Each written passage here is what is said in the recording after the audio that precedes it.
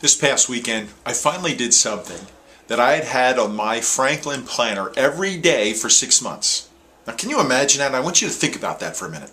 6 months, 176 days. I put an action task that I had to do. It was important for me to do. It was something that's a part of my dream, my goal, my aspiration. It's something mentors are jumping down my throat on. And it was an action task that I am incredibly intimidated of. I'm afraid of. I'm not any good at doing. I usually make a lot of mistakes. It's very frustrating for me to do. So I tend to put it off. I procrastinate. But this is procrastination on steroids. 176 times I wrote an action step down. 6 solid months. I looked at that step, took time to think about it, and every day that I put it off, my tension, my stress, my worry increased. My energy decreased. My momentum and confidence, they decreased.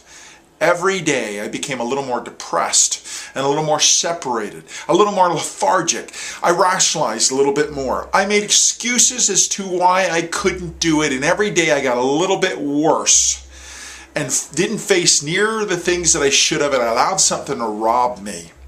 Every single day for 176 days. I can't get those days back. I know better than this, but I did it anyway because I'm a chicken. I was afraid of this task. I still am afraid of it. But an amazing thing happened. This past weekend, I tackled it.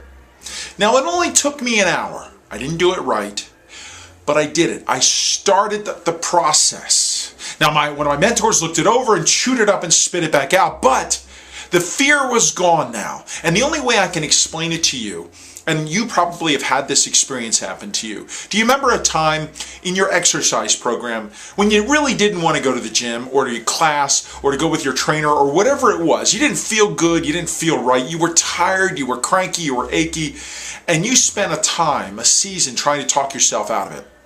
You had an angel on one shoulder and a devil on the other, and they were debating as to why you should go and why you shouldn't go. And you went through this battle for a time, and then you finally went. You went to the gym, you drug your rear end there, you didn't want to go, you complained and blamed the whole time there, you were cranky and upset, but you went. And you pushed yourself through that exercise program, and whether it was a half hour, an hour, however long, at the end something magical happened. You were a different person. You were energized and excited. You were focused. You wanted to take on the world. You were a brand new individual. That's what happened to me on Sunday. I tackled this thing that I'm a big chicken of, that I'm afraid of.